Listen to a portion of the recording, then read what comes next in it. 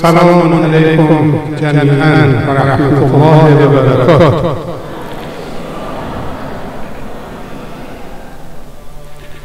بسم الله الرحمن الرحیم. الحمد لله رب العالمین والصلاة والسلام على سيدنا ونبينا وحبيب قلوبنا وحبيب نفوسنا أبا القاسم المصطفى محمد. اللهم صل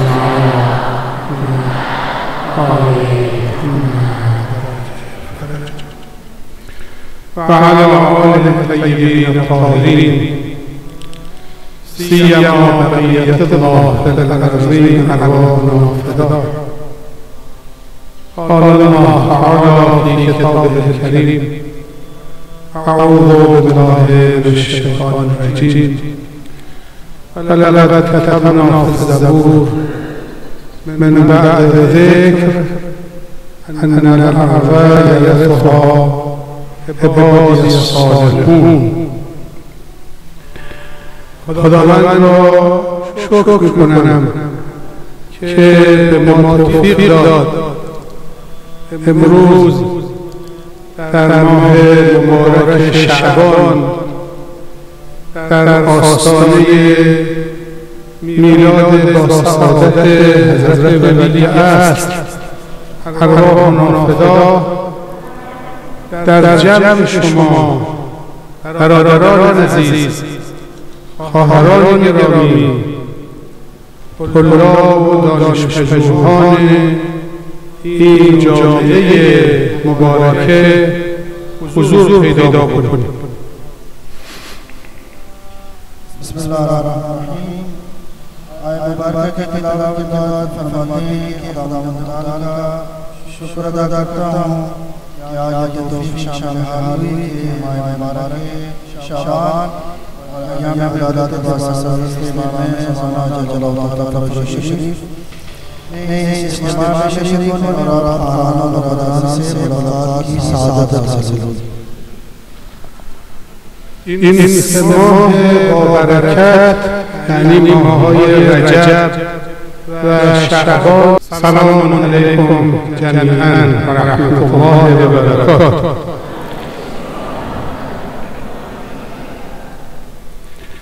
بسم الله الرحمن الرحیم. الحمد لله رب العالمین والصلاة والسلام على سيدنا ونبينا وحبيب قلوبنا وحبيب نفوسنا أبا القاسم المصطفى محمد. اللهم صل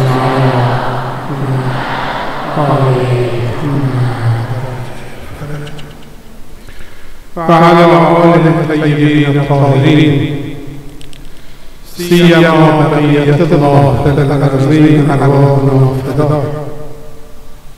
قال الله تعالى في كتابه الكريم: أعوذ بالله من الشيطان الرجيم. ولقد كتبنا في الزبور من بعد ذكر أن الأرض يرثها عبادي الصالحون. خداوند را شکر کنم که به ما توفیق داد امروز در ماه مبارک شعبان در آستانه میلاد با سعادت حضرت ولی عصر ارواحنا فدا در جمع شما برادران عزیز، خواهران گرامی، طلاب و دانشپژوهان این جامعه. سلام علیکم جمیعا و رحمت الله و برکاته.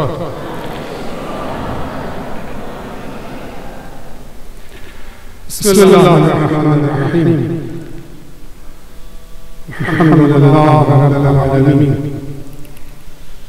والصلاة والسلام على سيدنا ونبينا وحبيب قلوبنا وحبيب نفوسنا أبا القاسم المصطفى محمد اللهم صل على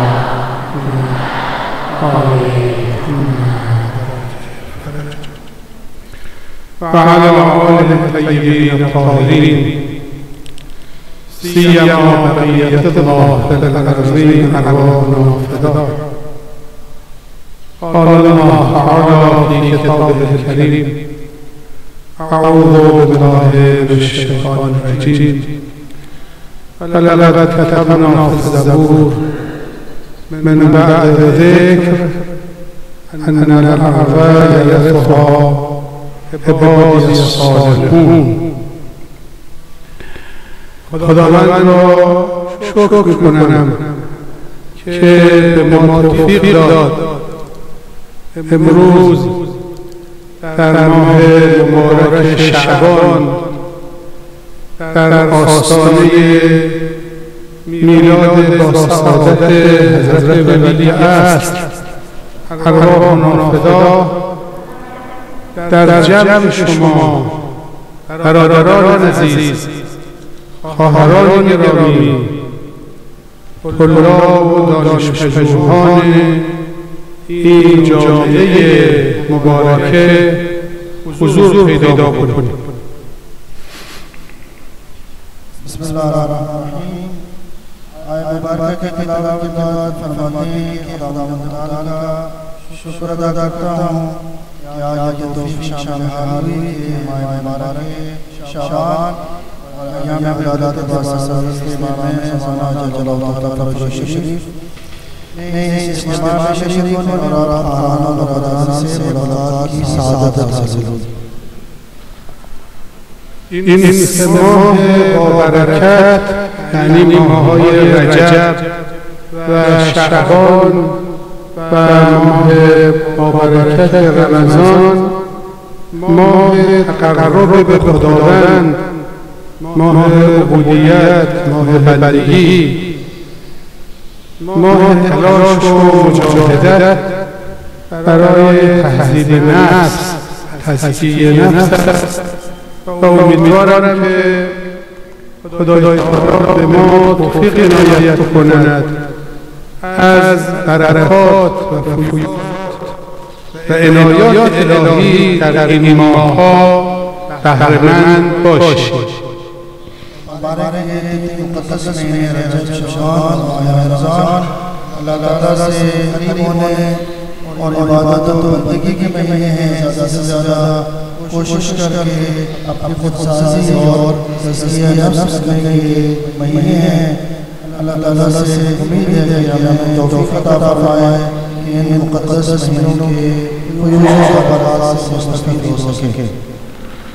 و امیدوارم در آستانه میلاد با نور امام عصر ارواحنا فدا لطف و عنایت و دعای خیر و منظرت شامل حال ما و شما باشد و همه ما به عنوان سربازان و خدمتگزاران مکتب منظرت و تلاشگران برای تحقق اون وعده تخلف ناپذیر خدا، یعنی آینده روشن بشر به دست مبارک ولی عصر از سربازان و مجاهدان و خدمتگزاران این را مقرر بشود.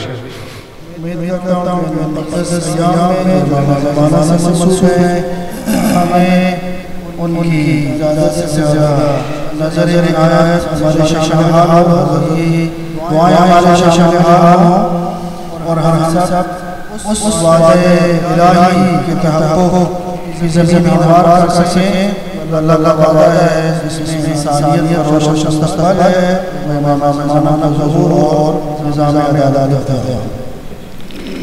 این مطلب رو بعد در جاهای مختلف عرض کردم. اینجا هم در جمع شما برادران عزیزم و خواهران گرامی و محترم عرض کنم که ما بین خودمان و برادران و خواهران گرامیمان در پاکستان هیچ جدایی و فاصله‌ای نمی‌بینیم و خود رو در کنار شما عضوی از خانواده عزیز شما می‌دانیم. این دو ملت در طول تاریخ کنار هم برادر هم نفس و جان یکدیگر بودند. از گذشته تا به امروز و از خدا می‌خواهیم که این برادری، این اتحاد، این دوستی، این یگانگی را برای ما حفظ کنید. मैं अपने मकामात पर ये बात कर चुका हूँ, इसलिए मैं भी ये बात करना चाहूँगा कि हम अपने दरमियान और पाकिस्तानी खानादान के दरमियान कोई फर्क महसूस नहीं करते, बल्कि हम सब एक ही खानदान के आज़ा हैं, रुकन हैं। और ये दो कौमें पाकिस्तान और ईरान तारीख़ी एतबार से साथ में हमेशा दूसरे से रुझान रहे हैं। और अल्लाह ताला से दुआ करता हूँ कि ये वहदत बरादर भाईचारा हमारे दरमियान कायम रहे। حوزه‌های علمیه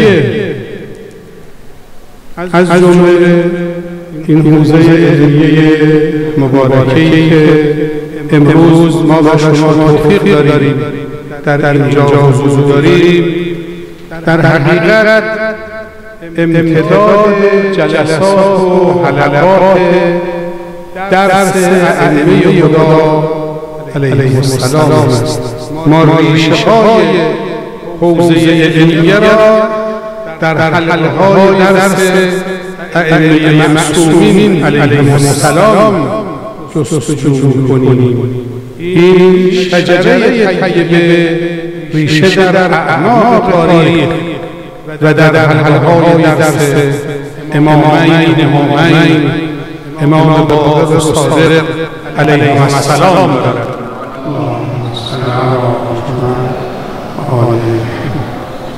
फरमाते हैं कि तमाम हज़रात मियाँ दीनी मदारिस और बिनजुलाए औज़ा और मरकज़ दीनी जहाँ आपकी खिदमत में हाज़िर होने की सादत हासिल कर रहे हैं, हम समझते हैं कि ये मदारिस आइम्मा अतहार के हल्का दर्स का एक तसल्सल है और इसकी बुनियाद और असास तारीख़ी एतबार से वही आइम्मा अतहार के और बतौर ख़ास इमाम मोहम्मद बाक़र और इमाम जाफ़र सादिक़ अलैहिस्सलाम के वो हल्का दर्स है कि उसी शजरा तय्यबा की ये शाखें हैं और उसी शजरा तय्यबा का तसल्सल है।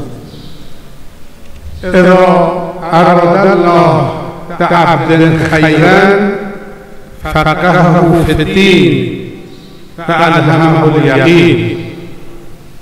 توفیق ورود به حوزه علمیه، به تن کردن لباس سربازی و خدمتگزاری حضرت ولیعصر ارواح الله فدا یکی از بزرگترین نعمت‌هایی است که خداوند می‌تواند به یک انسانی عنایت بکند. و شما برادران عزیزم، خواهران گرامی، مشمول این نعمت خدا واقع شدید. اذا اراد الله بعبد خیرا فقهه فی الدین. خدا او را دینشناس قرار میده و الهمه الیقین و بر قلب او آرامش نازل میکنه. फरमाने के जैसे मशहूर हदीस है कि अल्लाह जब किसी बंदे के साथ नेकी का इरादा करता है, उसे दीन फहमी और दीन की बसीरत अता करता है। फरमाते हैं कि आप खुदावंद ने ये तौफीक नसीब की है कि आपने इमाम ज़माना के सिपाही होने का लिबास पहना है और ये खुदावंद की एक अजीम नेमत है जो आपके शामिल हाल है। और खुदावंद जब इरादा करता है अदा करने का, तो दीन की मारिफत और इत्मीनान की दौलत अता करता है। مثل همه نعمت‌هایی که وقتی انسان مشمول اون نعمت می‌شود، مسئولیت‌هایی هم بر عهده انسان قرار می‌گیرد. در برابر اون نعمت وظیفه‌ای، تکلیفی هم بر عهده انسان قرار می‌گیرد. ما هم در برابر این نعمت ورود به سربازی امام هست مسئولیم، وظیفه داریم، تکلیف عهده‌مون قرار گرفته است که بایستی به اون تکلیف در حد وسعمون عمل کنیم.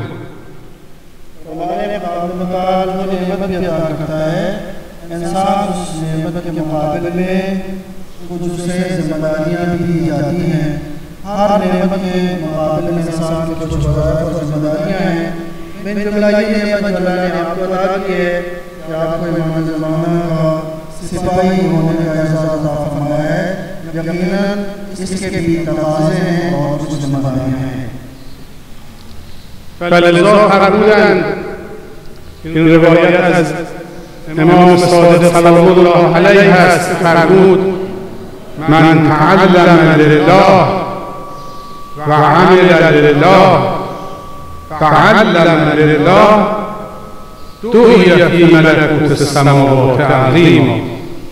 اون کسی که تلاش بکند علم را بیاموزد، وظیفه اول ما یاد گرفتن، آموختن علم، ولی با نیت خالصانه برای خدا و به اون علم عمل بکند.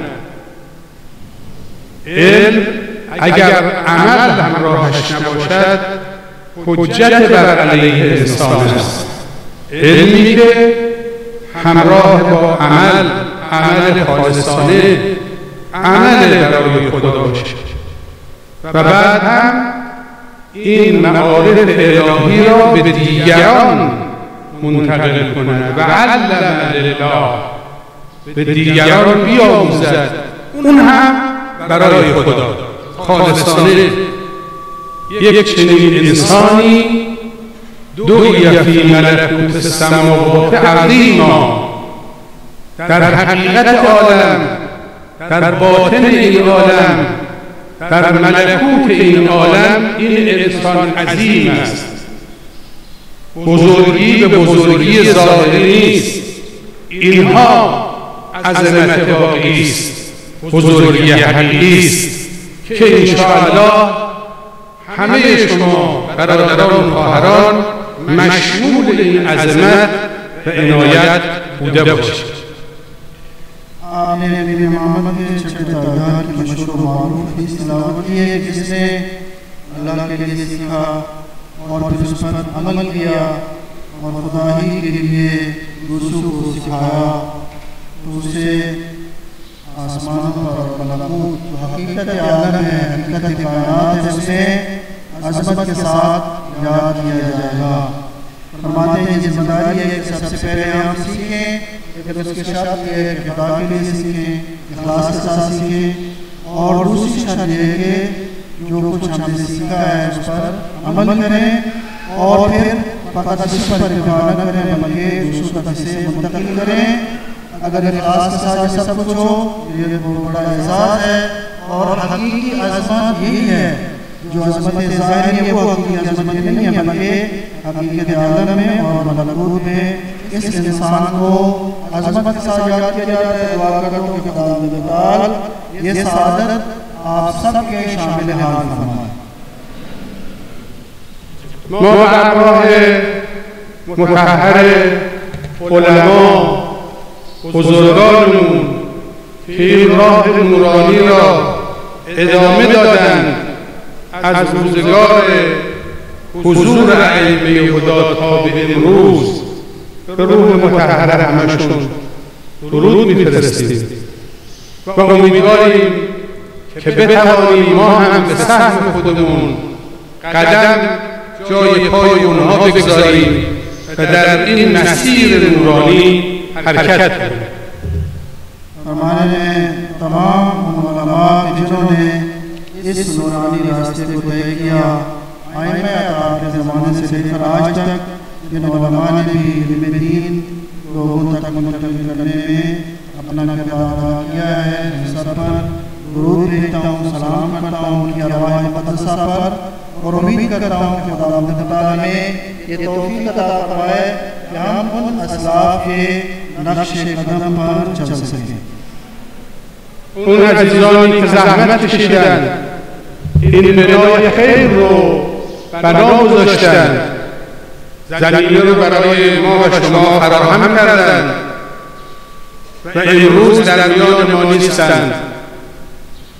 عالم برجسته مرحوم سید صفدر حسین، برادر عزیزم جناب آقای سید نیاز که من خیلی بهش علاقه‌مند بودم، همه عزیزانی که به نحوی تلاش کردند، زحمت کشیدند برای این بنا و اداره کردن این مجموعه، به روح مطهر همشون درود می‌فرستیم. برای همشون علو به درجات از خدای بزرگ مسئلت می‌کنیم و امیدواریم سالیان سال اجر و ثواب و برکت این مسیر به روح اونها انشاءالله عائد و واصل بشه.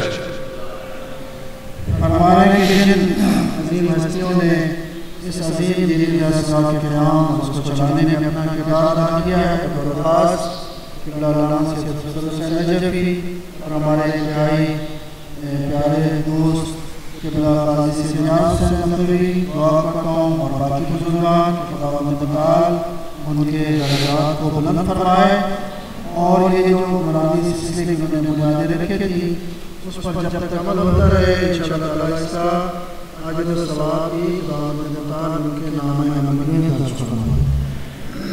لازم می‌دانم در اینجا به روح مطهر امام خمینی رضوان الله علیه درود بفرستم که واقعاً در روزگار ما، در عصر و زمانه ما، یک نقطه عطفی را در تاریخ اسلام، در تاریخ حوزه‌های علمیه ایجاد کرد. همه ما مدیون این مرد بزرگ و قیام و مجاهدت و تلاش او هستیم و امروز هم همه ما این افتخار رو داریم که در مسیر این مرد بزرگ بتوانیم قدم برداریم. मैं रोज समझता हूँ कि याद करूँ और दुरूद सलाम भेजूँ इमाम खुमैनी रिज़वान अल्लाह अलैहि रूह मुक़द्दस पर सलाम करूँ जो असर हाज़िर और इस्लामी तारीख़ और हौज़ा के इंडिया की तारीख़ में जिन्होंने एक अहम किरदार अदा किया, और हम उनके मक़रूज़ हैं, उनका हमारे गर्दनों पर हक़ है, और उम्मीद है कि खुदावंद तआला हमें उनके रास्ते को जारी रखने की तौफ़ीक़ अता फरमाए. و از خداوند می‌خواهیم هر شبدار بزرگ این راه، مقام معظم رهبری، مرجع و رهبر فرزانه و حکیم ما رو که امروز پرچم این رسالت سنگین الهی و جهانی را به دوش دارد، روز به روز بر سلامت و موفقیت و عزت و نفوذ کلامش بیفزاید. दुआ करता हूँ कि खुदावंद तआला इस काफ़िला के अलमदार और इस अजीम जिम्मेदारी को आगे बढ़ाने वाले इमाम खामनई मुतज़िलहुल आली की तौफ़ीक़ात में इज़ाफ़ा फरमाए, अल्लाह ताला उन्हें तूल उम्र व इज़्ज़त व बरकत अता फरमाए, और उनके कलाम में मज़ीद नफूज़ अता फरमाए.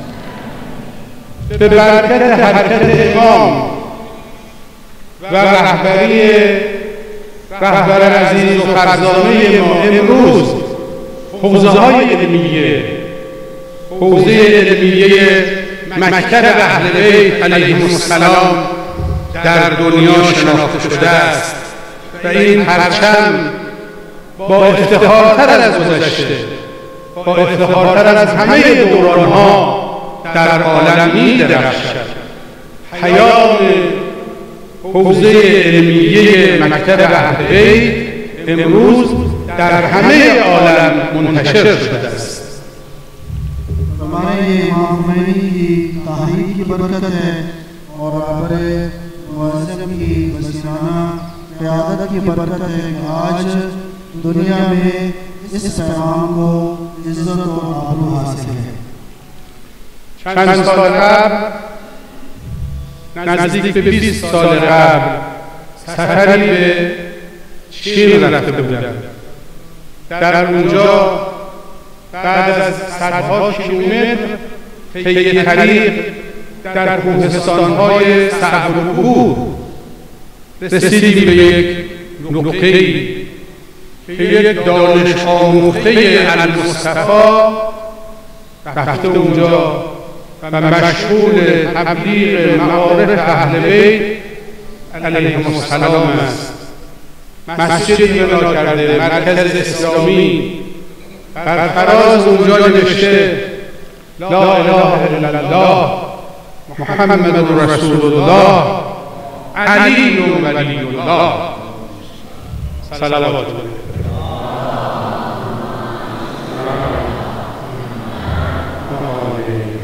हमारे कुछ साल कबल चीन गया था और वहाँ पर सैकड़ों किलोमीटर फासला तय करने के बाद एक जगह पहुँचा जहाँ पर जामिअतुल रुस्तम अल आलिया के फारिग तहसील मौजूद थे और उलूम व मारिफ के अहले बैत की नश्र व इशाअत में मशगूल थे। वहाँ मस्जिद बनाई थी और उस पर जली हुरूफ के साथ लिखा हुआ था ला इलाहा इल्लल्लाह मुहम्मद रसूलुल्लाह अलीयुन वलीयुल्लाह।